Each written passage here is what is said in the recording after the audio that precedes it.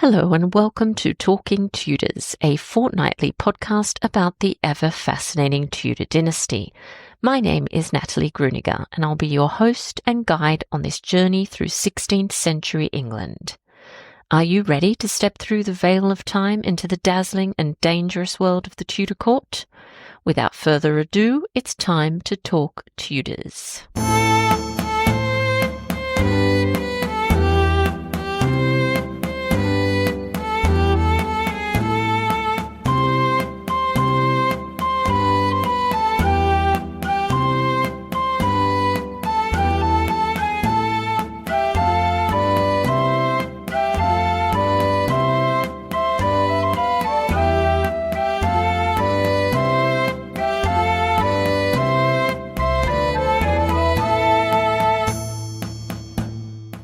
Hello everyone, welcome back to another episode of Talking Tudors. I'm your host, Natalie Grueninger. Thank you so much for joining me today.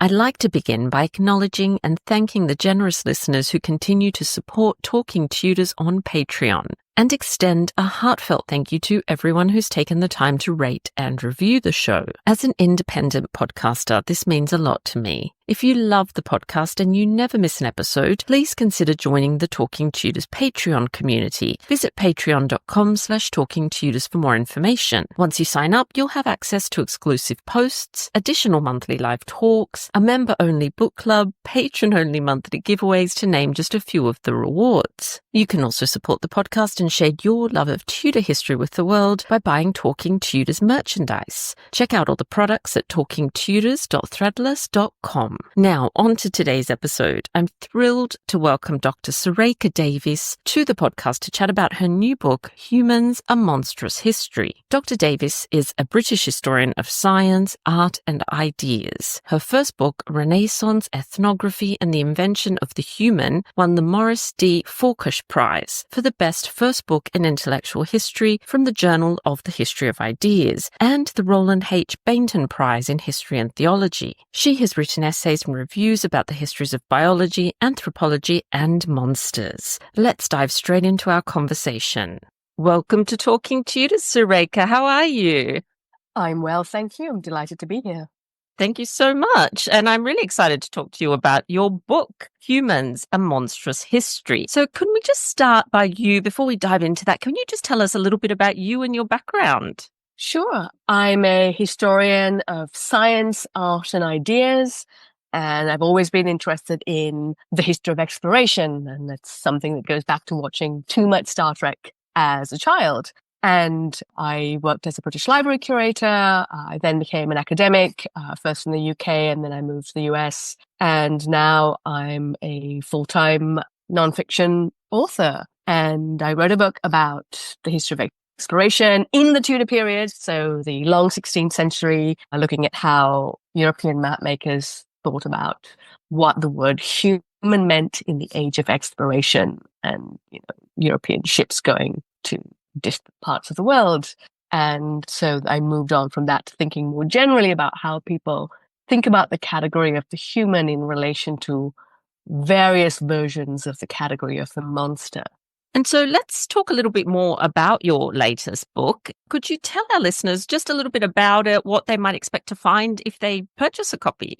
Sure. The book, Humans: A Monstrous History, is a history of humanity told through theories about monsters and monster making. So what do I mean by monsters? I mean, one of the things I say in the book is there are no monsters and all of them are real. So this is about stories, about categories, and the way in which people define what they mean by normal is related, explicitly or not, to how they're defining abnormal. And so in the book, I go from antiquity to the present, and I look at how people have thought about what human means in relation to the non-human, so to animals or gods or machines.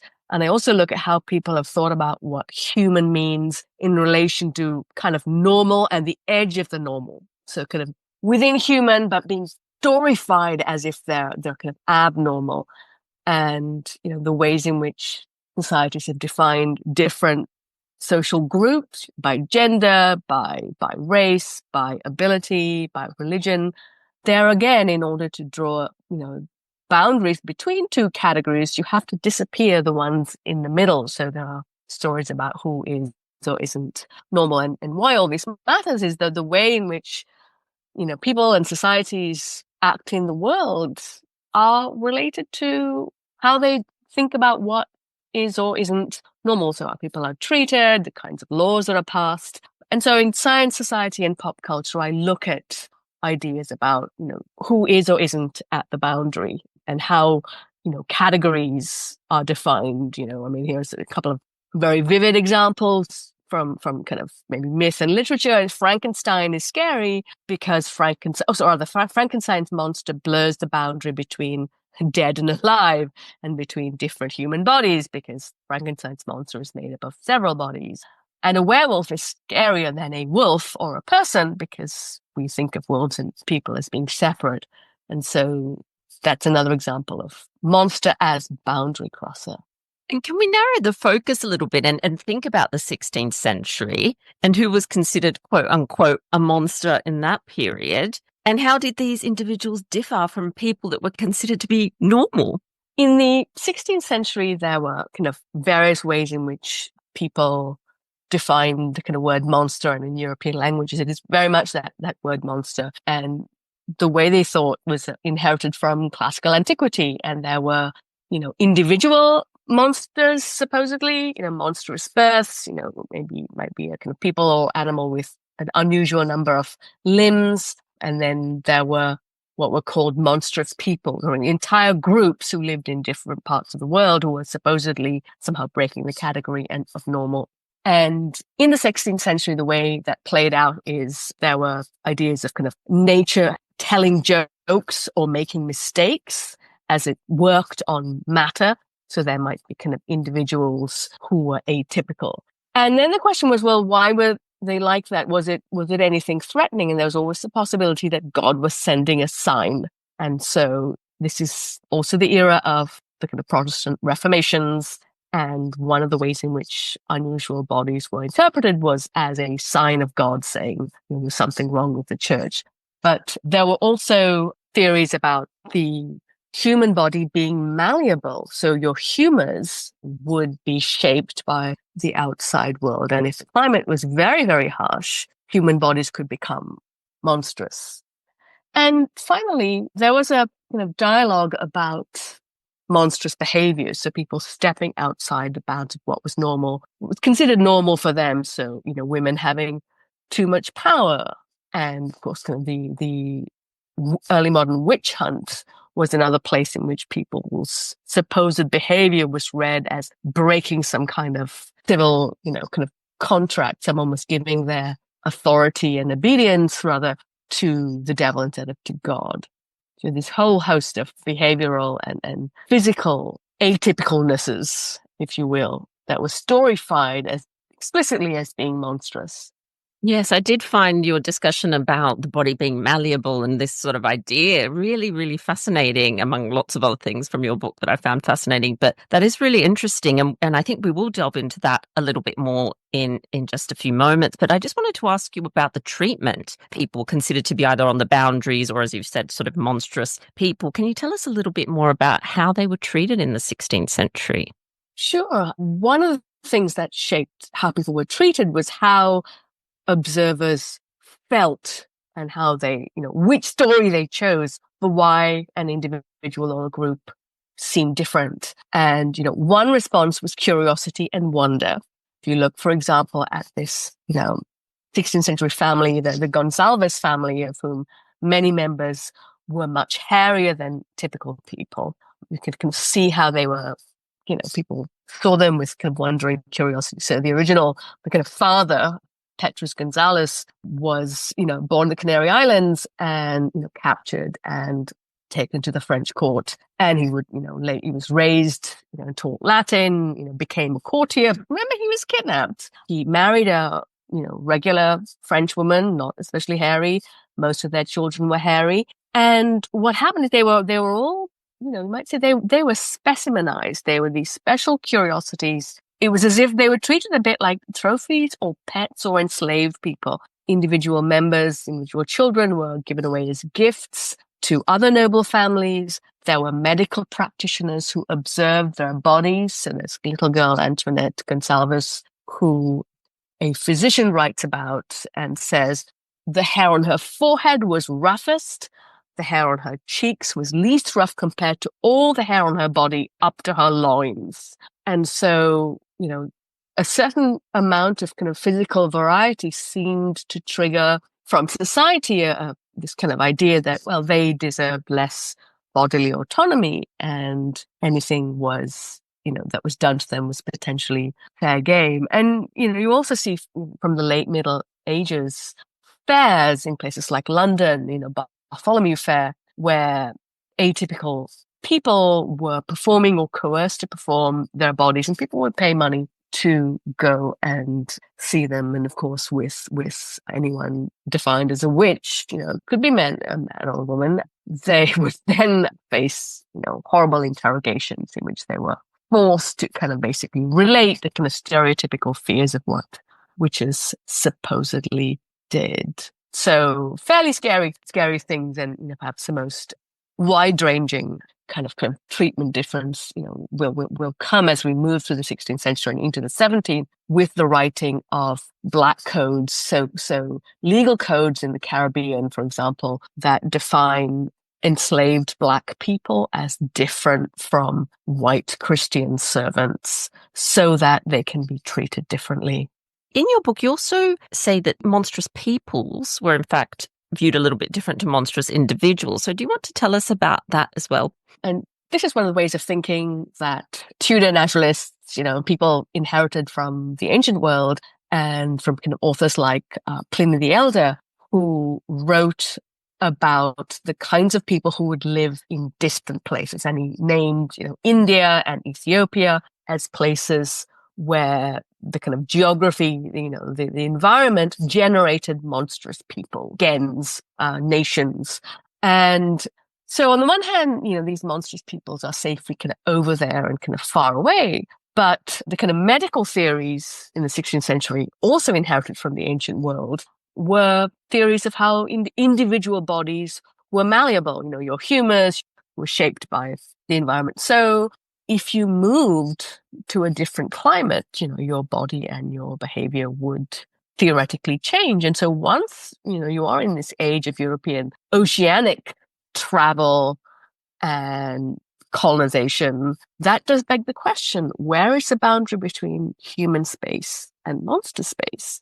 And so if once you're circumnavigating the Earth, that does beg the question. So where are those geographies again? Have we got to the bits where the climate creates monsters? So what you have is both, the kind of people on the ships and the people back in Europe, hearing their stories, writing them down, printing them, are predisposed to imagine that in, say, latitudinal extremes, for example, or in the distant east, distant south, there will be places where somehow people have kind of crossed some kind of norm into somewhere they aren't normal.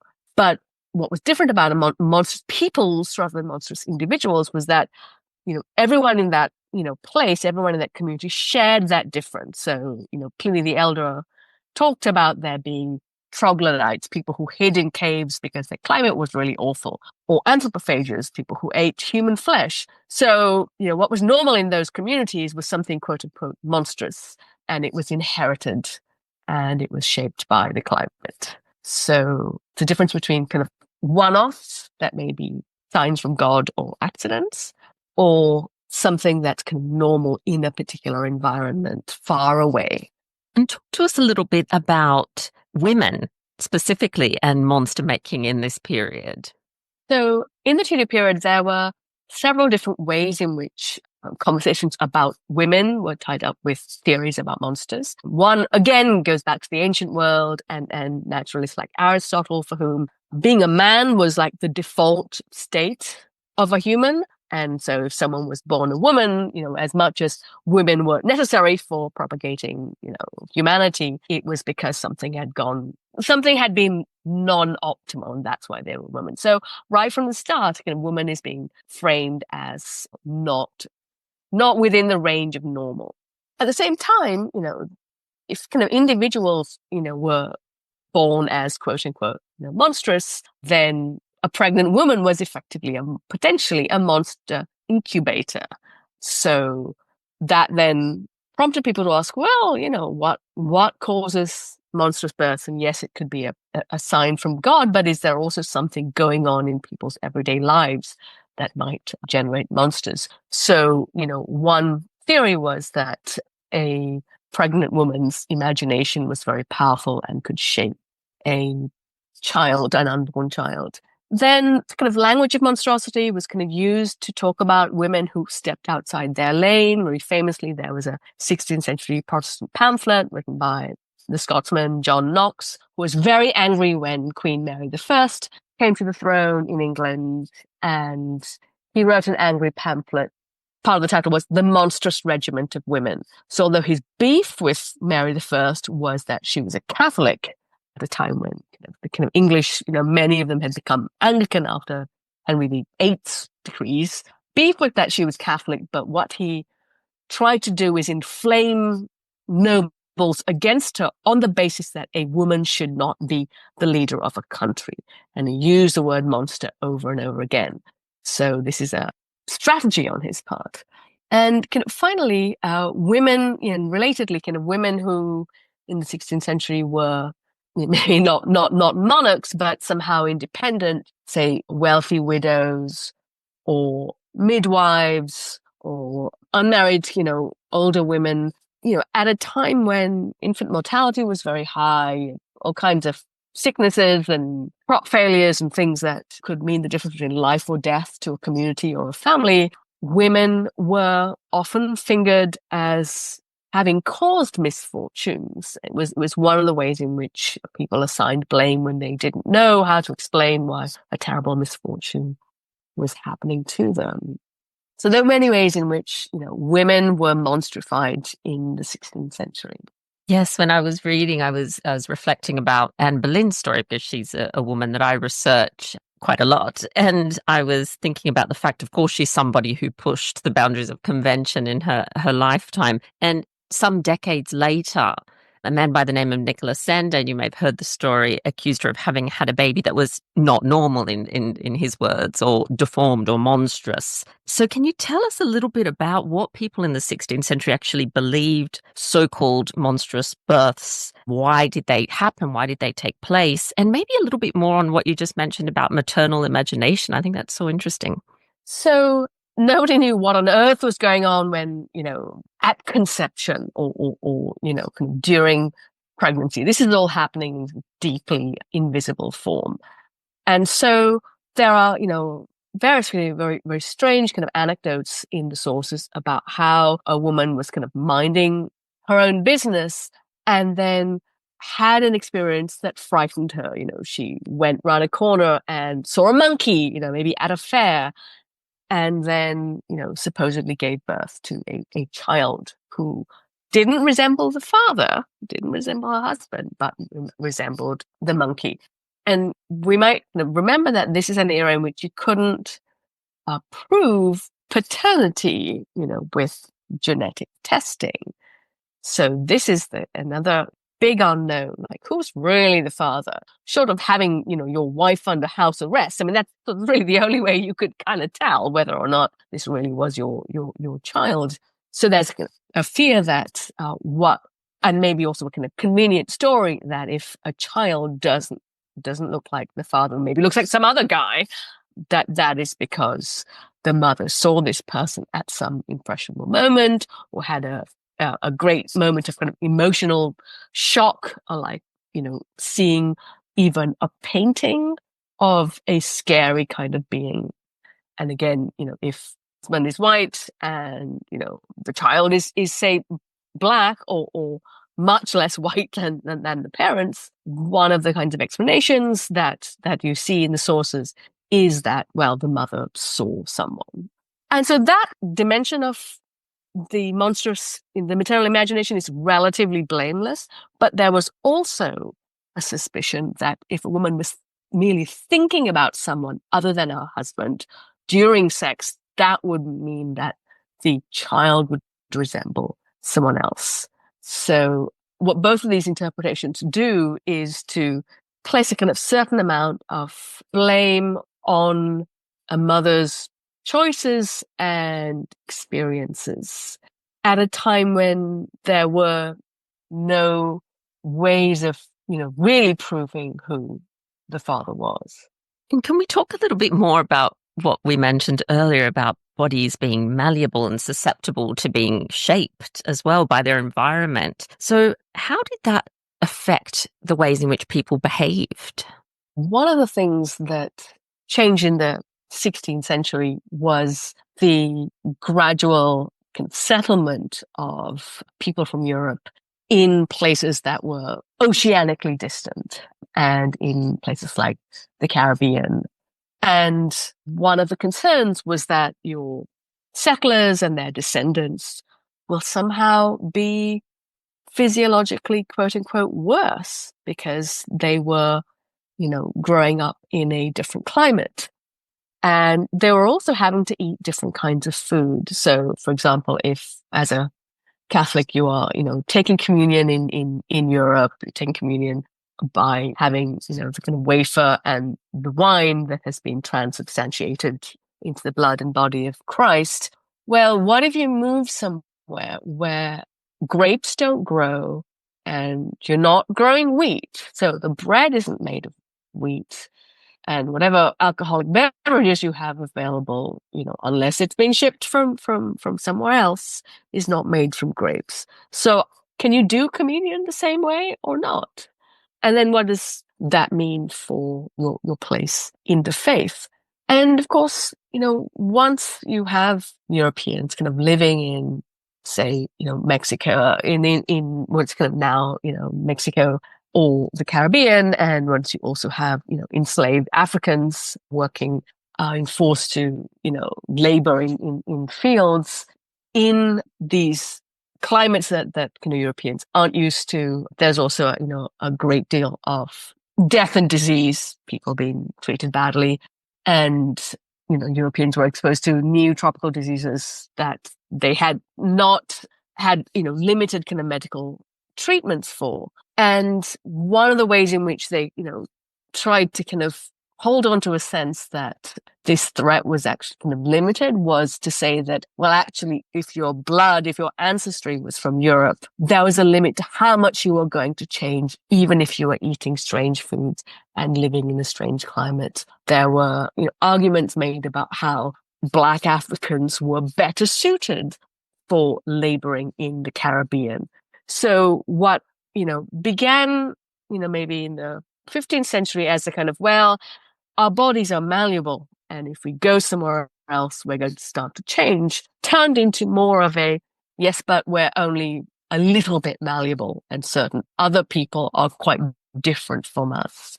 So, and what you also see, kind of after the 16th century in the Creole communities in the Americas, so the people who were of European descent, was, explicit arguments about how, well, actually, we're even better because we have European ancestry and we were raised in this climate. So there will be kind of power struggles about what the effect is of those different places. There's a language of seasoning. So if you can survive your first couple of years and sicknesses, you become different and you're better able to withstand that space. And so kind of medical, research starts to, also be something that looks at how to maybe kind of season your enslaved people, how to keep your workers alive, not for humanitarian reasons, but commercial ones. And you've been talking, of course, about these geographical boundaries, and this is the time of exploration and lots of map making, and perhaps our listeners have seen some 16th century maps. Can you tell us how these actually reflected those boundaries between the so-called human space and that monster space that you've been discussing? So what I, noticed as I was kind of working on my first book was how there were distinctive images and descriptions of peoples in different parts of the Americas on 16th century and early 17th century European maps. So there would be cannibals in Brazil, there were giants in Patagonia, for example. You'd see occasional, people with their faces in their chests in, kind of Guyana. And there would be little texts on those maps as well. And so I kind of looked into kind of where these ideas had come from. And I looked at the travelers' accounts and geographical texts and encyclopedias from which map makers were drawing their material. And there were all kinds of kind of different descriptions of, say, kind of practices like cannibalism, different ways of, chopping up flesh or hanging lids up in the air, cauldrons or not cauldrons. Do you spit roast people whole or in parts? So you have this variety of motifs on the maps. And so you could track by reading all the travel accounts, the sorts of sources that people had access to. So if we kind of think ourselves back to, let's say, 1492 and kind of move forwards, the first region that ends up with a distinctive iconography is that, Caribbean, Northeast Brazil zone, which ends up with images of cannibals. But of course, most of these map makers hadn't gone anywhere. And yet, these kind of maps, printed maps, manuscript maps, the map makers were selling a kind of an expertise. They'd read this new, material coming in from the Americas, and they were going to package and synthesize it for their patrons and commercial buyers of printed maps.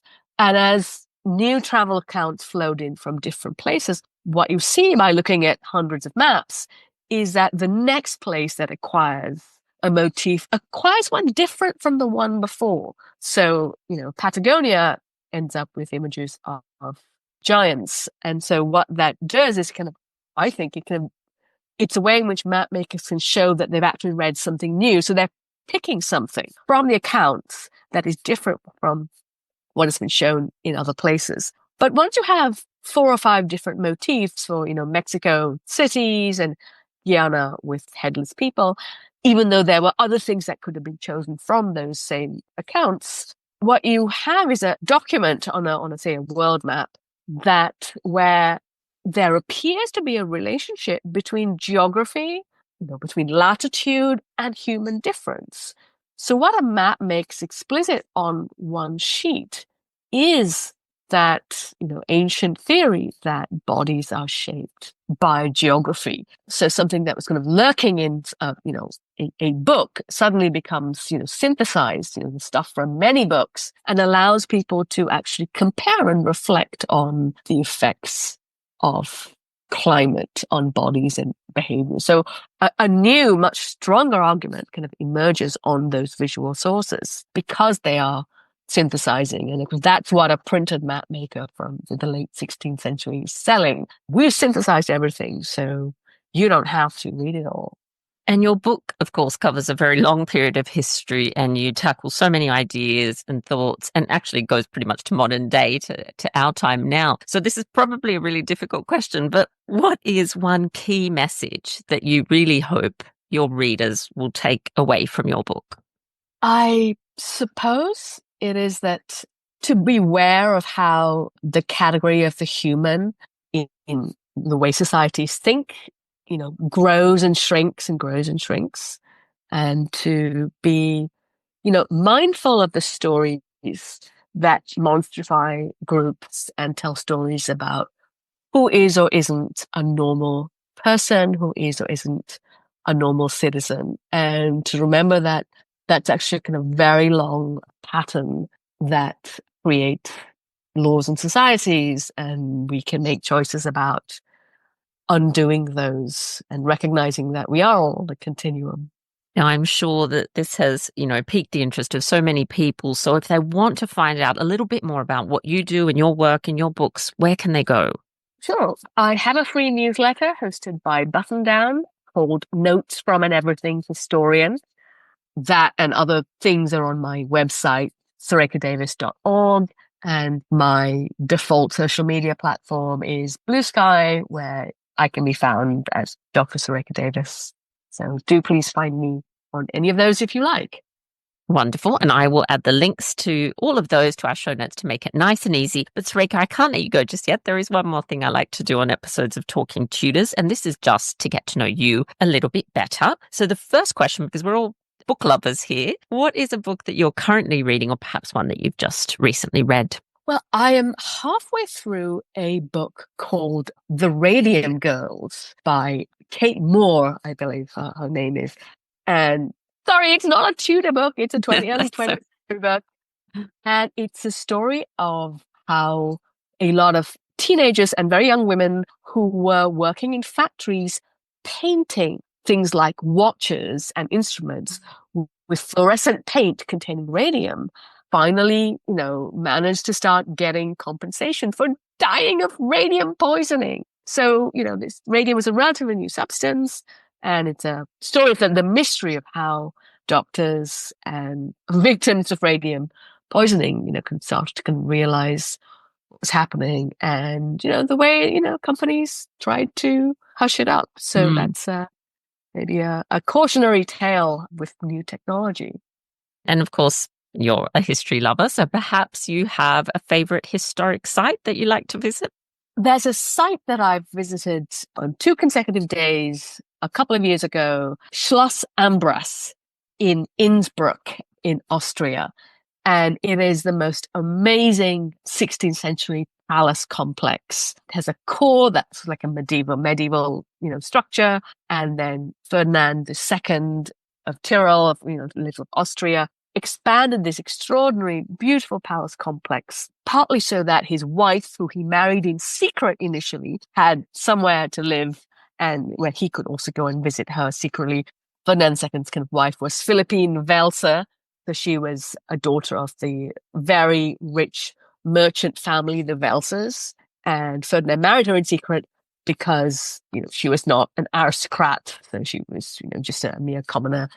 And the palace complex includes a cabinet of curiosities, a Wunderkammer that, still survives supposedly in its original arrangement from, like the 1570s, 1580s, which is why it's kind of amazing for anyone interested in Renaissance encyclopedias and knowledge and science. You can go and see some of the things that Ferdinand II, collected, from European paintings through to Ottoman costumes, and of course, lots of paintings of supposed monsters. There are, paintings of the Gonsalves family, who I write about, who are very hairy.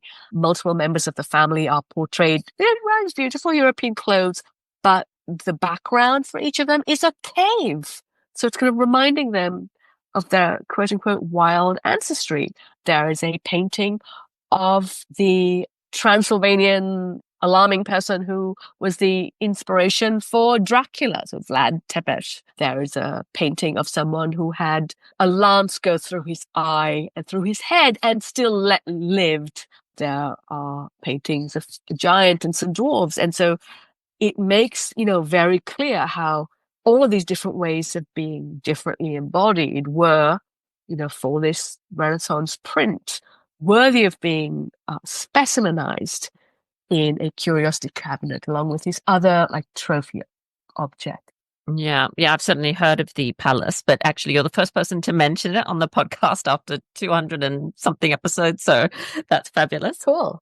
What about when you're working and you're writing? Do you have any rituals that you like to follow? I like to start immediately with something that's going to be creative, like writing, with coffee. So before I can make myself feel unconfident, I need to get started. That first 90 minutes or 2 hours, when I'm, clearest headed, I might start by, opening a book to read, but then it's with a notebook in my hand, because whatever I'm reading, if it's halfway exciting, it will generate thoughts which I can write down. So I don't start with the most important thing I have to do in the day, because if that thing is horrible, there's no reason to get out of bed.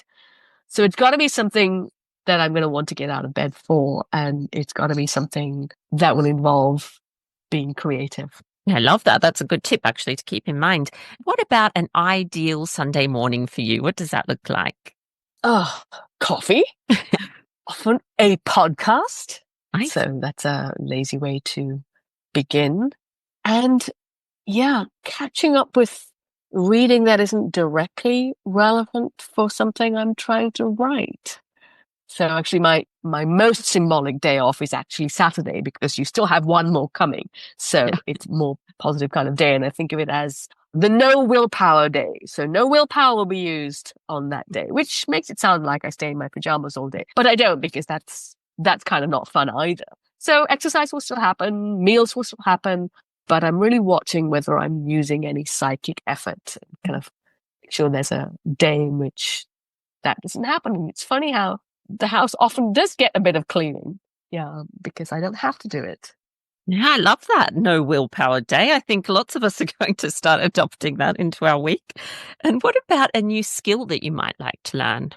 Well, I would love to be a really good jazz pianist. I played very intensely classical piano as a child, maybe a year or so before I ended up, stopping having lessons and moving on to, I don't know, just like cramming for exams and like going off to university. I started kind of learning jazz, but I really love the jazz of the 60s, bebop, and the improvisation is so tremendously exciting. But jazz scales are as difficult for me as they are beautiful, and so that's on the to-do list.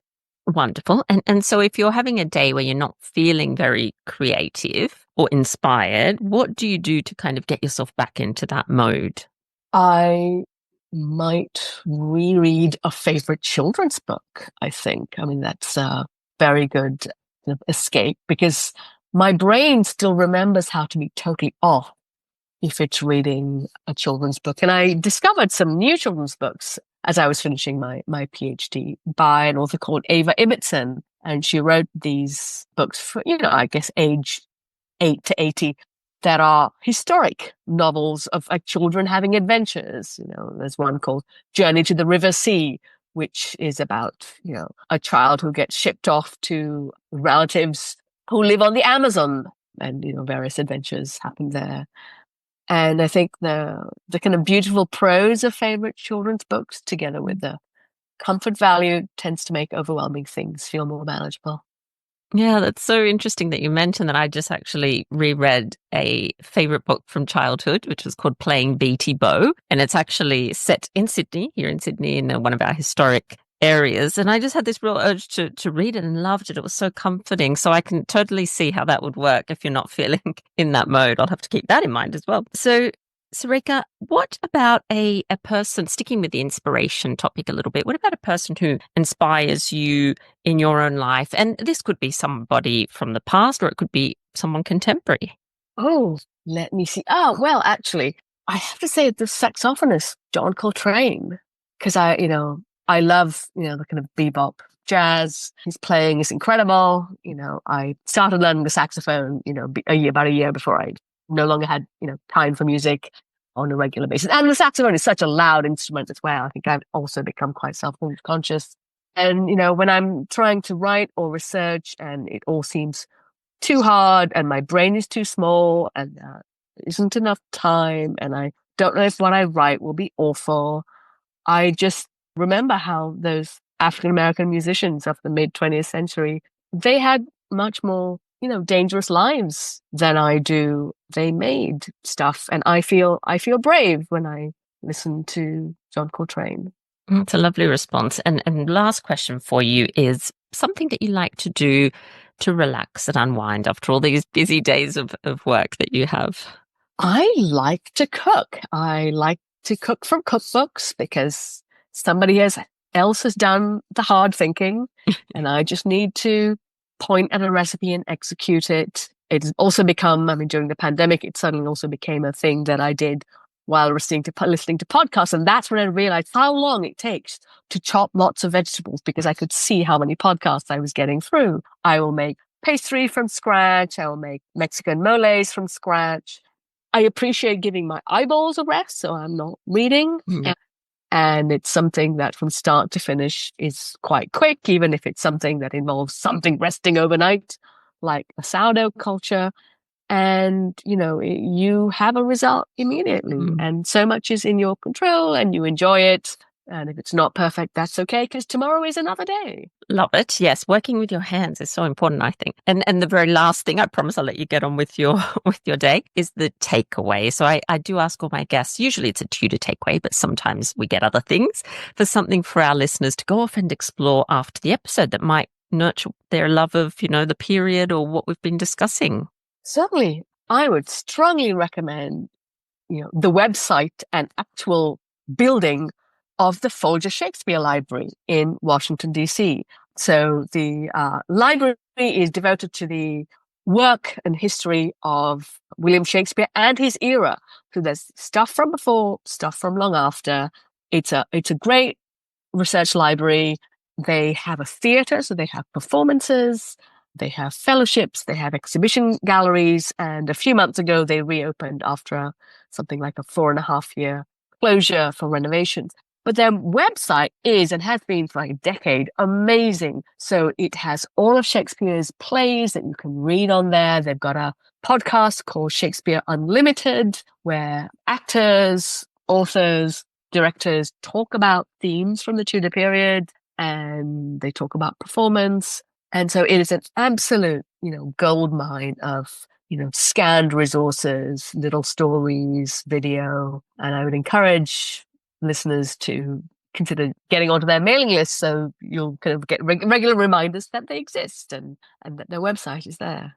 Well, that sounds like a wonderful and a very deep research rabbit hole there. So thank you so much for that takeaway. And thank you so much for taking the time to come onto the podcast and talk to us about your book and the work that you do. I very much appreciate it. Thank you so much for the invitation. This has been such fun. Well, that brings us to the end of this episode of Talking Tudors. Thank you so much for joining us. I absolutely love to hear from listeners, so if you have any comments or suggestions, or just want to say hi, please get in touch with me via my website, www.onthetudortrail.com, where you'll also find show notes for today's episode. If you've enjoyed the show, please share the podcast with friends and family, and don't forget to subscribe, rate, and review. I also invite you to join our Talking Tudors podcast group on Facebook, where you can interact with other Tudor history lovers and hear all the behind-the-scenes news. You'll also find me on Twitter. My handle is On The Tudor Trail, and on Instagram as The Most Happy 78. It's time now for us to re-enter the modern world. As always, I look forward to talking Tudors with you again very soon.